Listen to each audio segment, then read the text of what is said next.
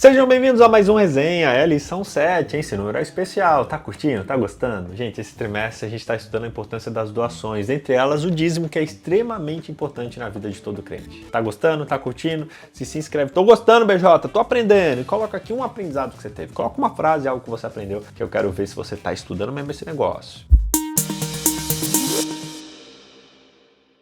Estamos estudando a história de grandes doadores que se comprometeram com os dízimos. A gente já fez a história de Abel, de Noé, de Abraão, de Isaac, Jacó e hoje vamos conhecer a história do maior doador de todos os tempos. Sabe quem foi? Acás. Você conhece? Aí você fala, BJ, mas se ele era um grande doador, provavelmente ele era muito sábio, muito abençoado por Deus. Não, gente, ele foi uma pessoa...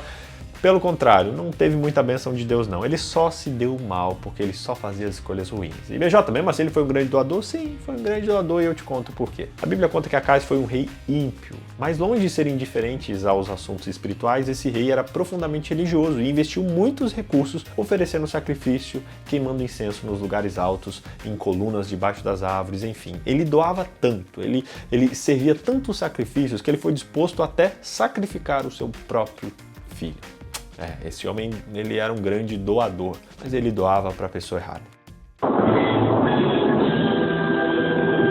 Antes de chegar na história de Acás, é importante voltar um pouquinho na história, porque a idolatria em Judá começou um pouco antes no reinado de Josafá. A Bíblia conta que ele foi um bom rei, mas cometeu um grande erro que foi o início da destruição de Judá. Até aquele momento existiam reis que correspondiam à vontade de Deus, mas Josafá uniu sua família com a família de Acabe, rei de Israel, que eram declaradamente idólatras. A apostasia e a idolatria generalizadas que foram levadas a Judá por meio dessa associação controlaram a maioria dos próximos reis de Judá, terminando na destruição do país pela Babilônia séculos depois. Gente, desde o início da história do mundo, Deus alerta sobre o perigo do jugo desigual. Por meio dessa união, um reino inteiro foi destruído, famílias foram dizimadas. Imagina o que pode acontecer na sua vida. Muito cuidado, escolha bem, não se envolva em jugo desigual, se relacionando e se casando com pessoas que têm crenças diferentes das suas, porque isso é muito difícil de dar certo. Voltando para o tema, o livro de Crônicas ele conta sobre uns momentos mais relevantes e decisivos da história de Acás. Em determinado momento, dois reinos vizinhos a ele, que era Israel e a Síria, fizeram uma aliança para destruir o reino de Judá. Quando ele soube disso, Acás se apavorou, porque a Síria era um país extremamente forte e a sua vida estava correndo um grande perigo. E olha só o que aconteceu. A Bíblia diz que Isaías ele veio com uma mensagem de paz para Acás. Disse para Acás que ele não deveria temer, porque os seus inimigos não prevaleceriam. Olha só que notícia boa. Sabendo que a fé de Acás era abalada,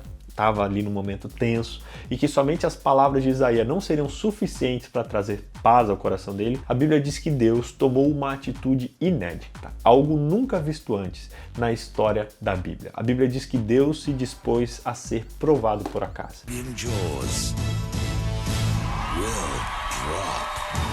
A Bíblia diz assim: Acás, peça qualquer coisa que eu vou te dar. Qualquer sinal que você quiser, pode pedir que eu vou dar para você ver e entender que eu sou o Deus verdadeiro. Porque assim você vai acreditar em mim e abandonar os seus caminhos ímpios. Gente, já pensou se Deus fizesse isso para você? Deus permitisse que você provasse ele dessa maneira? O que você pediria para ele?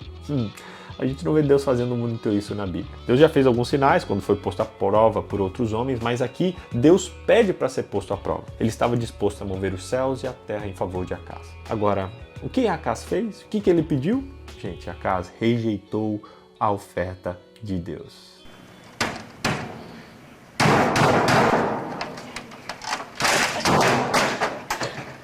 Não é possível, não é possível. Gente, nem sequer ele estava disposto a permitir que Deus o ajudasse a crer. Ele fechou, trancou a porta do seu coração, a fim de excluir a fé. E após essa recusa do rei em colocar Deus à prova, Isaías indicou claramente que o Senhor não era mais o rei de Acás. Infelizmente, a história de Acás não terminou muito bem, mas eu e você podemos aprender algo com essa história. Sempre que possível, coloque Deus à prova.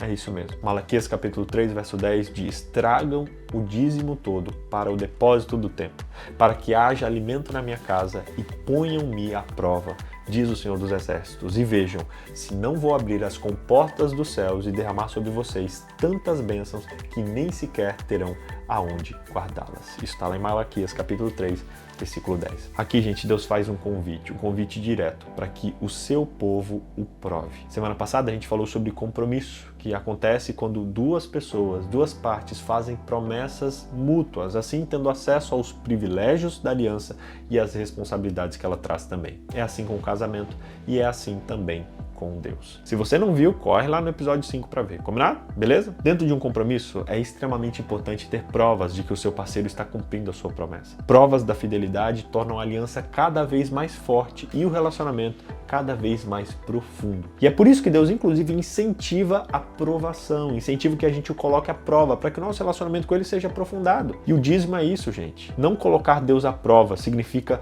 seguir o comportamento de Acaz, fechando e trancando a porta do seu coração a fim de excluir a fé. A sua falta de ligação com o Senhor, o seu desprezo pela voz profética o levaram a ignorar, e ao rejeitar o convite de Deus de colocá-lo à prova, ele rejeitou o próprio Deus. Sabe, quando a gente não experimenta as bênçãos, a gente está deixando de experimentar até o próprio Deus. Devolver os dízimos nos dá a oportunidade de colocar Deus à prova. E não fazer isso significa que a gente está seguindo o comportamento de Acaz, fechando e trancando a porta do nosso coração. Deus nos convida a experimentar as bênçãos que Ele concede quando a gente é fiel.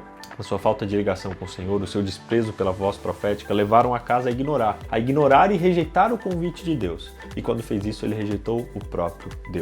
E aí você pode falar, BJ, então entendi, se Deus nos pede para colocar Ele à prova com os nossos dízimos, então os meus problemas estão resolvidos. É só eu dar o dízimo que Deus vai resolver todos os meus problemas. É isso, BJ? Wait a minute!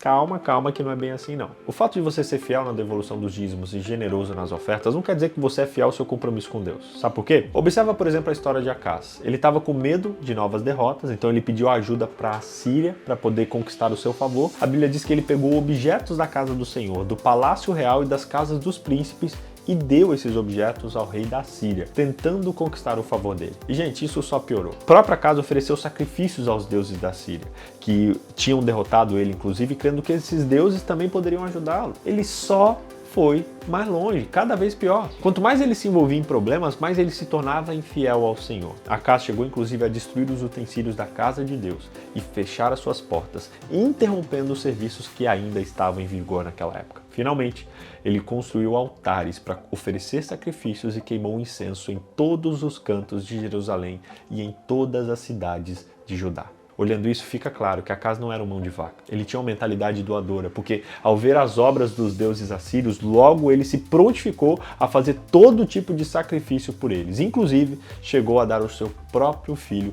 como sacrifício. Só que é aqui que mora o perigo. Nós corremos o mesmo perigo que Acaz, de devolver os dízimos, devolver as ofertas, mas de maneira pagã. Porque a partir do momento em que os seus dízimos e ofertas forem motivados por um desejo de recompensa, como uma moeda de troca, você fazendo para receber proteção ou alguma bênção, o seu dízimo e a sua oferta se tornam pagãos.